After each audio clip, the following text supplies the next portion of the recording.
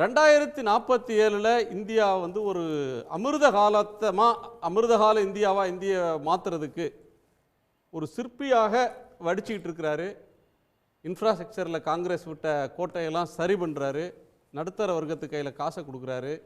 ஒரு long term ஒரு பொருளாதார இலக்கோட போடப்பட்டிருக்கிற பட்ஜெட் பிரதமரை பார்த்து தமிழ்நாட்டுக்கு அநீதி இழைச்சிட்டீங்க, தொடர்ந்து பாரபட்சமாக நடத்துறீங்க அப்படின்னு போராட்டம் நடத்துவோம், கண்ணன கூட்டம் நடத்துவோம்ன்றீங்களே.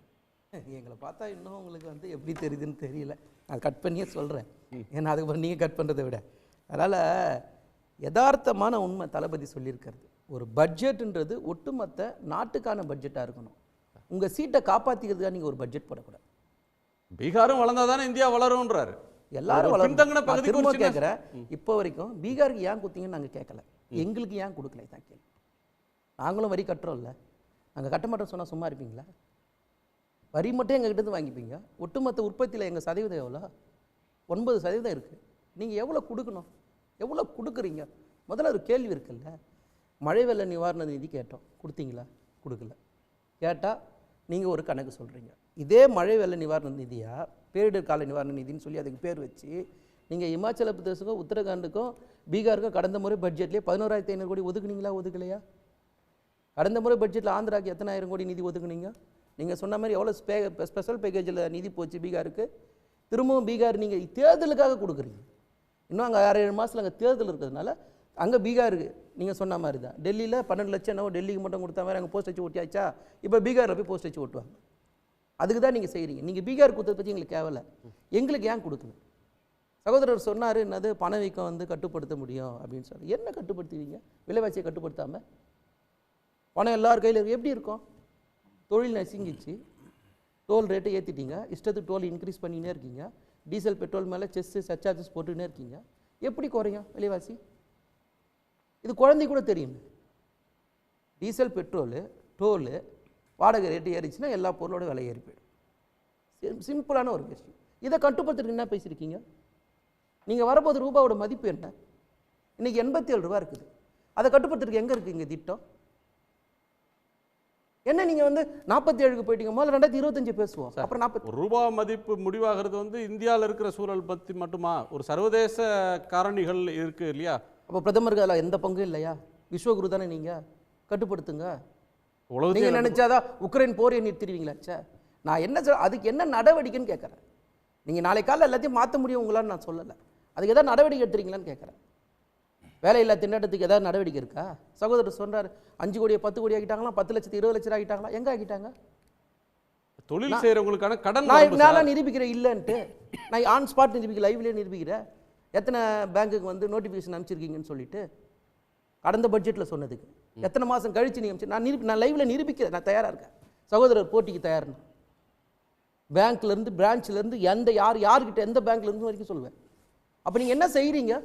வெறும் ஜிகுனா வேலை. சகோதரர் சொன்னார், நீங்கள் 2014 பணமொழி கொண்டு வரும்போது என்ன சார் சொன்னீங்க? எல்லாத்தையும் தலைகீழ மாற்றிடுவோம். என்ன மாற்றினீங்க? பேர் மட்டும்தான் வைக்கிறீங்க. ஒவ்வொரு வருஷமும் ஒவ்வொரு திட்டத்துக்கு பேர் இருக்குது, அவுட்புட் எங்க? சாதாரண பாமர மக்களுக்கு உங்களால் என்ன பலன்? இல்லை, பொருளாதார அடிப்படைகளை புரிஞ்சுக்கிட்டு ஒரு வலுவான பொருளாதாரமாக மாற்றுறதுக்கான அடித்தளத்தை உருவாக்கிட்டு இருக்கிறாரு. அது நீங்கள் புரிஞ்சிக்காம போராட்டம் பண்ணுறீங்கன்றாரு. இல்லை சார், நீங்கள் திரும்பி நான் கேட்குறேன், நீங்கள் வலுவான கட்டமைப்பு வைக்கிற சார் சொன்னார், இது செதுக்குறாரு, கண்ணு போயிடும் திருப்பி. அது ஆல்ரெடி கண்ணு போயிடுச்சு. நாங்கள் சொல்கிறது அதான். இதில் இதுக்கு மேலே தான் கண்ணு வேறு தனியாக போகணும். இருங்க சார், நீங்கள் பேசும்போது இல்லை, நீங்கள் பேசுங்க, உங்கள் டேன் வரும்போது பேசுங்க. நீங்கள் ஒரு விஷயம் பேசும்போது கடந்த பட்ஜெட்டில் சொல்கிறேன் சார், கார்பரேட் டேக்ஸ் 40%லேருந்து 34% குறைச்சாங்க சார். பெரிய பெரிய கார்பரேட் டேக்ஸ்.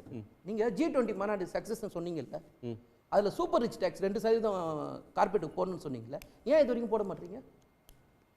எங்கே உங்களுக்கு தடுக்குது? அப்போ இது யாருக்கான பட்ஜெட்டு? ஏழைகளுக்கான பட்ஜெட். இதுன்னு எப்படி பேச முடியும்? ஏழைகள்கிட்ட பணம் இருக்கணும், அது ரொட்டேஷனில் போகணும், அதுக்கப்புறம் அது பணம் வேணும். எப்படி வரும்? 12 லட்ச ரூபாய் ஸ்லாப் போயிடுச்சுன்னா அது எதுக்கு ஒரு வாரம் கழிச்சு நாங்கள் ஏதோ புதிய ரெஜிம் அறிவிக்க போகிறோன்னு எதுக்கு சொல்கிறீங்க? அப்போ தேர்தலுக்காக தானே. டெல்லி தேர்தல் முடித்த உடனே ஏதாவது பண்ணுவீங்க. கேரண்டி இருக்குதா? பார்லிமெண்ட்ல சொன்னதையே மாத்திடுவாங்கன்னு நினைக்கிறீங்களா? அவர் எல்லாத்தையும் எத்தனையோ இடத்துல பேசியிருக்காரு, எத்தனை இடத்துலயே மாத்திருக்காரு. நான் இந்த பட்ஜெட்ல இல்ல சார், இருங்க சார், இருங்க வர இல்ல அவரு நல்லா பண்ணீங்களா? அங்க என்ன சொன்னாங்க, ஒரு வாரத்துக்குள்ள நாங்க புதிய வருமான வரி பத்தி டாக்ஸ் கோட் கொண்டு சொன்னாங்களா இல்லையா? அப்ப அதோட இக்கன்னா என்னன்னு கேக்குறேன். இக்கன்னா வரும்போது தான் தெரியும். அதுதான் சொல்றேன். வரும்போது கிளாரிட்டி வரும். 2024-25 பட்ஜெட்ல இருங்க சார், நீங்க இல்ல நீங்க நோட் பண்ணி வச்சீங்க, நான் சொல்லுங்க. கல்விக்கான நிதியில குறைச்சிருக்கீங்களா இல்லையா? அதே மாதிரி டிரான்ஸ்போர்ட்டுக்கு நிதியை குறைச்சிருக்கீங்களா இல்லையா? அதே மாதிரி கிராமப்புற மேம்பாட்டுக்கு நிதியை குறைச்சிருக்கீங்களா சார்? மதிவானன் சார், அதாவது ஒரு விவசாயத்துக்கு குறைச்சிட்டாங்க, கிராமப்புற மேம்பாட்டுக்கு குறைச்சிட்டாங்க, கல்வி குறைச்சிட்டாங்க, ஹெல்த்து குறைச்சிட்டாங்க, ஒரு ஓவரால் அவுட்லேல சில துறைகளுக்கு குறையுது அப்படின்னு சொல்றீங்க. இதில் தமிழ்நாட்டுக்கு என்ன சார் ஸ்பெசிஃபிக்? அது இந்தியா முழுமைக்குமான ஒதுக்கீடு குறைவு தானே. இப்போ விவசாயத்துக்கு குறைச்சிட்டாங்க, ரூரல் டெவலப்மெண்ட் குறைச்சிட்டாங்கன்னா இந்தியா முழுமைக்கும் தானே, எல்லா மாநிலத்தையும் தானே அஃபெக்ட் பண்ணும். தமிழ்நாட்டுக்கு என்ன ஸ்பெசிஃபிக்காக தமிழ்நாட்டுக்குன்னு கேட்கணும்னா, தாம்பரம் செங்கல்பட்டு உயர்மட்ட மேம்பால திட்டத்தை எத்தனை நாளாக எத்தனை வருஷமாக கேட்டுக்கிறோம், இது வரைக்கும் ஏன் பதில் இல்லை? சரி, கோவை மதுரை மெட்ரோ ரயில் திட்டத்துக்கு இது வரைக்கும் கேட்டுக்கிட்டு இருக்குமா இல்லையா? இன்னும் பதிலே இல்லை. நீங்கள் சென்னை மெட்ரோ விரிவாக்க திட்டத்துக்கு பற்றி பேசினிருக்கோம், எங்கே அதை பற்றி பேசியிருக்கீங்களா? நீங்கள் திரும்பவும் நான் சொல்கிறேன், பீகாருக்கு ஏன் கொடுத்தீங்க நான் கேட்கவே இல்லை, எனக்கு அது வேண்டாம், நீங்கள் கொடுங்க. எங்களுக்கு ஏன் கொடுக்கல? எஸ்எஸ்ஐயில் சேர்ந்தாதான் பணம்னு சொல்றீங்களா, அதை பற்றி இன்னைக்கு வரைக்கும் ஏன் பேச மாட்டேங்க? எங்க மாநிலத்துக்கு நிதி எங்கன்னு தான் கேட்குறோம். ஏதாவது ஒரு இடத்துல அந்த பட்ஜெட்டில், கடந்த இடைக்கால பட்ஜெட்டில் திருக்குறள் இல்லை. இந்த வாட்டி திருக்குறள் இருந்தது, இவ்வளோதான் வித்தியாசம். வேற என்ன அந்த பட்ஜெட்டில் இருக்குது? சகோதரர் சொல்ல சொல்லுங்க, பிரிச்சு சொல்ல சொல்லுங்க.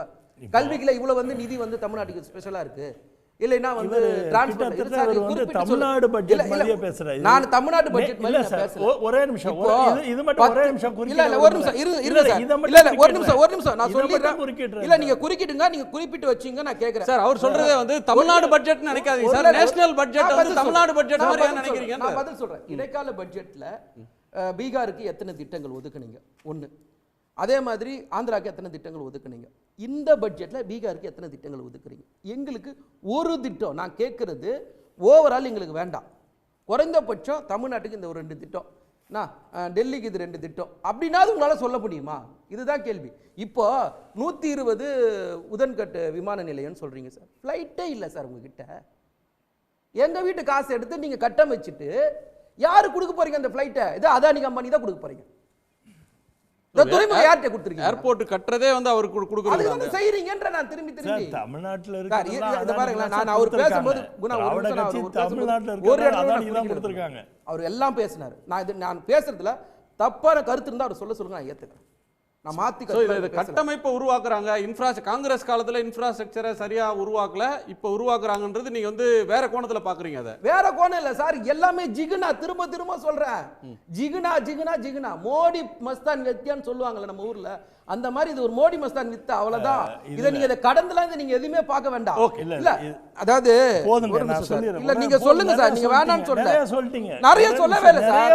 இன்னும் நான் எடுத்துனதுல பாதி நீங்க தமிழ்நாடு பட்ஜெட் மாதிரி பேசிட்டு இருக்கீங்க. இன்னும் 2 விருந்தினர்கள் பேசவே இல்ல. நேஷனல் பட்ஜெட்டாவே அவருக்கு ஃபீல் பண்ணவே தெரியல. ஏதோ ஒரு 2 திட்டம் சார், இன்னைக்கு கனிமொழி இல்ல சாலை விரிவாக்க திட்டமோ இல்ல டோல் பத்தியோ இல்ல விலைவாசி நீங்க 5 ஏர்போர்ட் தமிழ்நாட்டுல சொல்லிருக்காங்க. இதுதானே பண்ண முடியும். 5 ஏர்போர்ட் இன்னைக்கு அனௌன்ஸ் பண்ணிட்டாங்க. உங்களுக்கு 5 பேரும் தெரியும். இவர் பேசுறது நான் இப்போ கேட்குறேன் சார். ஓசூர் ஏர்போர்ட்டை பற்றி பேசுகிறோம் சார். என்ன சார் சொல்கிறாரு அமைச்சர்? நம்ம 3 பேர் உட்காந்து பேசணுமா? கர்நாடகாவும் தமிழ்நாட்டும். அப்போ நீங்கள் எதுக்கு? அதுக்கு நீங்க என்னது உதவி பண்றீங்க? அப்படி எதுக்கு ஒரு பட்ஜெட் பக்கத்துல பாத்தீங்களா? நான் பேசுறேன், அதாவது ஒரு டீம் பெங்களூர்ல இருந்து 150 கிலோமீட்டர்ல இருக்குது. ஆனால் நீங்க உட்கார்ந்து பேசுங்கன்னா 150 இல்ல சார், பெங்களூருக்கு இதுக்கு ரொம்ப குறைவு. 150 இல்ல அவர் சொல்றது. இன்னைக்கு பார்லிமெண்ட்ல சொன்னதை நான் சொல்றேன். அதாவது 5 மாத்தில பத்தி பெருமை பேச மாட்டாரு. நடந்தது அப்படியே நான் சொல்றேன். டெக்னிக்கலா என்ன கேக்குறீங்க? அதுக்கு பேசிட்டு நீங்க என்ன கேக்குறீங்கன்னா டெக்னிக்கலா பேச கூடாதுங்கறாரு இவரு. அப்ப நாங்களே வந்து பேசி சரிங்க. இவர் சொன்னதுல ஒரே ஒரு எனக்கு சார் இருங்க, ஒரே நிமிஷம் சார், போதும் இல்ல சார், நான் இல்ல போதும் சார், இன்னும் பிடிக்கல நிறைய இல்ல குறிச்சு வச்சுக்க சொல்லுங்க. நீங்க நிறைய அடிக்கு போட்டா மக்களுக்கு ஒண்ணும் புரியல. இல்ல மக்கள் தெளிவா இருக்காங்க. இல்ல மக்கள் சார் நான் கேக்குறேன். இல்ல யாரோ ஒருத்தர் ரெண்டு நீங்க சொன்ன டீப் நான் எளிமையா தான கேட்டேன். அவர் என்ன சொல்றாரு? லோன் 5 கோடில இருந்து 10 கோடி ஆக்கிட்டாங்கன்றாருல. எந்தெந்த பேங்க்ல என்ன இன்னைக்கு நோட்டிஃபிகேஷன் போச்சுன்னு சொல்லுங்க. அது இப்போதானே சார் அனௌன்ஸ் பண்ணிக்க இனிமே தானே இடைக்கால பட்ஜெட்ல அறிவிச்சிட்டீங்க 10 லட்சத்து 20 லட்சமா ஆக்குவேன்னு சொல்லிட்டு அதை நிரூபிக்க சொல்லுங்க. நான் நிரூபிக்கிறேன். அது நடைமுறைக்கே வரவே இல்லை. சரிங்க. இப்போ இந்த நீங்க டீப் சீக்கை பத்தி பெருசா பேசுனதுனால நான் ஐ கான் த்ரூ தட். அவங்க அதிலே வர கம்ப்ளீட் ஸ்டாட்டிஸ்டிக்ஸ் என்னன்னாங்க, இந்த 2014லேருந்து 2024 வரைக்கும் பார்த்தீங்கன்னா பிரேசில் வந்து negative growth, south Africa negative growth, Russia negative growth, China sharply lower growth, இருங்க ஒரு நிமிஷம், கொரியா வந்து negative growth, Italy negative growth, Japan negative growth. ஆனா இந்த 2014 நம்ம பிரேசில் மார்க்கெட் இந்தியன் மார்க்கெட் ஒண்ணா சார்? பிரேசில் கன்சியூமர் நம்மளுடைய கன்சியூமர் ஒண்ணா சார்? சார் இவரே உதாரணம் சொல்றதுன்றது ஒரு எல்லாரும் நீங்க டிரான்சாக்ஷனும் பார்க்கணுமா இல்லையா இதுல? சார் நான் சொல்றது நான் என்ன கேக்குறேன்னா இவங்க சொல்ற உதாரணத்தை யாரோட ஒப்பிட்டு பேசுறீங்கன்றது இருக்குல்ல? ஐயோ நீங்க நீங்க இப்ப வேற எது சொல்றீங்க சார்? உங்களுக்கு நீங்க ஃபோர்ப்ஸ் படிப்பீங்க. ஃபோர்ப்ஸ் இல்லங்க சார், ஃபோர்ப்ஸ் இல்ல எதுக்கு சொல்ல வரேன்னா கடைசி அடுத்த ரவுண்ட்ல நான் பேசுறேன். இல்ல டீப் சீக்க நம்ம பிறகு பேசுவோம். 2024க்குள்ள ஹையஸ்ட் growth ஆன ஒரே கண்ட்ரி இடைப்பட்ட காலத்துல ஒன்லி இந்தியா. 2014 கன்சியூமர் நீங்க கனெக்ட் பண்ணுங்க. ஹேண்டில் பண்ணிருக்காங்க. ஓகே, நீங்க வந்து நம்ம பிரைம் மினிஸ்டர் பண்ணும்போது தான் ஹையஸ்ட் கனெக்ட் பண்ண நடுவுல கோவிட் வந்திருக்கு. உடனுக்குடன் செய்திகளை தெரிந்து கொள்ள சன் நியூஸ் பெல் ஐகானை கிளிக் பண்ணுங்க.